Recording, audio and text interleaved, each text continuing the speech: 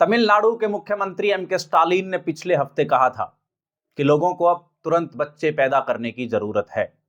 फिर 8 मार्च को आंध्र प्रदेश के सीएम ने भी कहा कि महिला कर्मचारियों को बच्चे की संख्या की परवाह किए बिना मैटरनिटी लीव दी जाएगी। फिर टीडीपी सांसद ने तीसरा बच्चा लड़की होने पर 50,000 रुपए और लड़का होने पर एक गाय देने का ऐलान कर दिया। दक्षिणी राज्यों के नेता पिछले कुछ वक्त से जनसंख्या बढ़ाने के संकेत दे रहे हैं। आखिर ये माजरा है क्या? एक तरफ तो जनसंख्या नियंत्रण की बात होती है, दूसरी तरफ ऐसे ऐसे बयान। दक्षिण राज्यों के नेता ज्यादा से ज्यादा बच्चे पैदा करने की बात आखिर कर क्यों रहे हैं? नमस्कार, मेरा नाम है कृष्णा अवतार दत्त और आप देख रहे हैं दैनिक रेडियो पर पॉलिटिकल पंचनामा। दरअसल स्टालिन, नायडू और काली शेट्टी से ज्यादा बच्चे पैदा करने के बयान को लोकसभा परिसीमन से जोड़कर देखा जा रहा है। जी हां, जनगणना के बाद 2026 में लोकसभा सीटों का परिसीमन होने की संभावना है और दक्षिणी राज्यों को डर है कि अगर 46 साल से रुका हुआ परिसीमन जनसंख्या के आधार पर मानकर हुआ तो लोकसभा में हिंदी भाषी राज्यों के मुकाबले उनकी सीटें घट जाएंगी।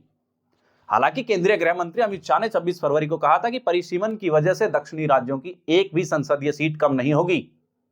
तो अब पहला सवाल तो यही उठता है कि यह परिसीमन है क्या और ये कैसे किया जाएगा। देखिए, एक सांसद या एक विधायक तय क्षेत्र की निश्चित आबादी को रिप्रेजेंट करता है, लेकिन देश की जनसंख्या लगातार बढ़ रही है। ऐसे में सांसद या विधायक के क्षेत्र की आबादी भी समय के साथ बढ़ रही है। इसलिए जनसंख्या के आधार पर लोकसभा और विधानसभा क्षेत्रों की सीमाएं दोबारा निर्धारित की जाती है। इसी प्रक्रिया को परिसीमन कहते हैं। इसी से SC/ST की सीटों की संख्या भी तय होती है। वही आखिरी बार 1976 से 1971 की जनगणना को आधार मानकर परिसीमन किया गया था। उस वक्त देश की आबादी 54 करोड़ थी और हर 10 लाख आबादी पर एक लोकसभा सीट का फॉर्मूला अपनाया गया था। इसी तरह कुल 543 सीटें तय की गई थी। अब हर जनगणना के बाद परिसीमन का नियम होने के बावजूद 1981 और 1991 की जनसंख्या के बाद परिसीमन नहीं हुआ। वहीं दक्षिण और उत्तर के राज्यों में असमान जनसंख्या होने के कारण परिसीमन टलता रहा। साल 2000 में बीजेपी की अटल सरकार ने संविधान में 84वां संशोधन करके लोकसभा सीटों के परिसीमन को 2026 तक स्थगित कर दिया था। ऐसे ही 2026 से परिसीमन शुरू हो सकता है, लेकिन अभी 2021 की जनगणना नहीं हुई है। ऐसे में केंद्र सरकार परिसीमन से पहले जनगणना कराना चाहेगी। अगर 2021 की जनगणना नहीं होती है तो 2011 की जनगणना के आधार मानकर परिसीमन करा सकती है, लेकिन इसमें भी एक पेच है। दरअसल आर्टिकल 81 के मुताबिक संसद में 550 से ज्यादा निर्वाचित सदस्य नहीं होंगे। ऐसे में सीटों की संख्या बढ़ती है तो संविधान संशोधन की जरूरत पड़ेगी। अब भारत में लेटेस्ट जनगणना के आंकड़े 2011 के हैं, तब की देश की आबादी करीब 121 करोड़ है। ऐसे में प्रति 10 लाख आबादी पर अगर एक सीट का फॉर्मूला अपनाया जाता है तो देश भर में कुल 1210 लोकसभा सीटें हो जाएंगी। चूंकि नई संसद में लोकसभा के मैक्सिमम 888 सांसद ही बैठ सकते हैं। अगर इसे परिसीमन का आधार मानकर 1210 सीटों के साथ एडजस्ट करें तो यूपी को 147 और कर्नाटक को 45 सीटें मिलेंगी। बाकी राज्यों में भी इसी तरीके से इसी फॉर्मूले को लागू किया जाएगा। हालांकि सीटों के परिसीमन में सिर्फ जनसंख्या इकलौता आधार नहीं है।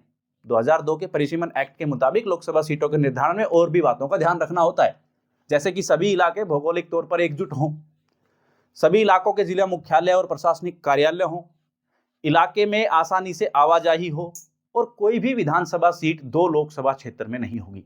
ऐसी ही कुछ और बातों का ध्यान भी परिसीमन के दौरान रखा जाएगा। अब जैसा कि सभी लोकसभा सीटों में एक समान आबादी नहीं होती, जैसे 2019 में तेलंगाना की मलकाजगिरी लोकसभा सीट में 31.5 लाख वोटर्स थे, जबकि बात करें लक्षद्वीप की तो केवल 54,200 वोटर्स थे। वहीं हाल ही में हुए जम्मू कश्मीर के परिसीमन में केंद्र सरकार पर असमान तौर पर परिसीमन करने का आरोप लगा हुआ है। दरअसल जम्मू और कश्मीर दोनों डिवीजन में आबादी तो बढ़ी, लेकिन जम्मू डिवीजन में 6 और कश्मीर डिवीजन में सिर्फ 1 सीट ही बढ़ाई गई है। अब परिसीमन को लेकर दक्षिण राज्य जो है वो किस बात को खतरा समझते हैं? देखिए, परिसीमन को लेकर दक्षिण के राज्यों में लोकसभा सीटें घटने का खतरा है, क्योंकि परिसीमन जनसंख्या के आधार पर अगर होता है तो 2011 की जनगणना के मुताबिक दक्षिण के 5 राज्यों की आबादी केवल 25.12 करोड़ है, जबकि हिंदी पट्टी यानी हिंदी बोलने वाले राज्यों की आबादी 57.23 करोड़ है। यानी दक्षिण के मुकाबले हिंदी पट्टी की आबादी जो है वो 2 गुनी से भी ज्यादा है। दरअसल हुआ क्या, 1960-70 के दशक में सरकार ने जनसंख्या काबू करने पर जोर लगा रखा था। दक्षिणी राज्यों ने जनसंख्या पर कंट्रोल किया और वे इस मामले में आगे भी रहे, लेकिन उत्तरी राज्य, खासतौर पर हिंदी पट्टी के राज्य, जनसंख्या नियंत्रण करने में फेल हो गए। अब दक्षिण राज्यों की इस उपलब्धि के पीछे कड़वा सच भी था, वो ये कि जनसंख्या घटी तो लोकसभा में उत्तर भारत के राज्यों के मुकाबले उनकी सीटें बहुत ज्यादा कम हो जाएंगी, जैसा कि दिख भी रहा है। दक्षिण राज्यों की इस शिकायत को दूर करने के लिए उस समय की इंदिरा सरकार ने 1976 में इमरजेंसी के दौरान संविधान में संशोधन करके नए परिसीमन पर 2002 तक रोक लगा दी थी। इसके बाद अटल जी की सरकार ने 2026 तक रोक लगा दी। सरकार का मानना था कि 2026 तक सभी राज्यों में जनसंख्या बढ़ने की दर एक जैसी हो जाएगी, लेकिन ऐसा हुआ नहीं और आंकड़े भी इसी चीज की गवाही देते हैं। अब 2011 की जनगणना के मुताबिक दक्षिण भारत के राज्यों की औसत जनसंख्या वृद्धि दर 12.1% है, जबकि हिंदी भाषी राज्यों की औसत जनसंख्या वृद्धि दर 21.6, यानी हिंदी भाषी राज्यों के मुकाबले करीब 9.5% कम है दक्षिण की। इसलिए दक्षिण के राज्यों को लगता है कि प्रति 10 लाख आबादी वाला फॉर्मूला अगर अपनाया गया तो लोकसभा में उनकी मौजूदगी उत्तर भारत के राज्यों के मुकाबले बहुत पीछे रह जाएगी, या कहिए कि उनकी सीटें घट जाएंगी। वहीं अगर देखा जाए तो दक्षिण भारत की पार्टियां और विपक्ष दोनों ही परिसीमन के सपोर्ट में नहीं है। उनका मानना है कि परिसीमन हुआ तो बीजेपी को फायदा होगा। 27 फरवरी को कर्नाटक के मुख्यमंत्री सिद्धारमैया ने कहा भी था कि बीजेपी दक्षिणी राज्यों को चुप करने के लिए परिसीमन को हथियार की तरह इस्तेमाल कर रही है। मगर सवाल यह है कि बीजेपी को परिसीमन से फायदा मिलेगा कैसे?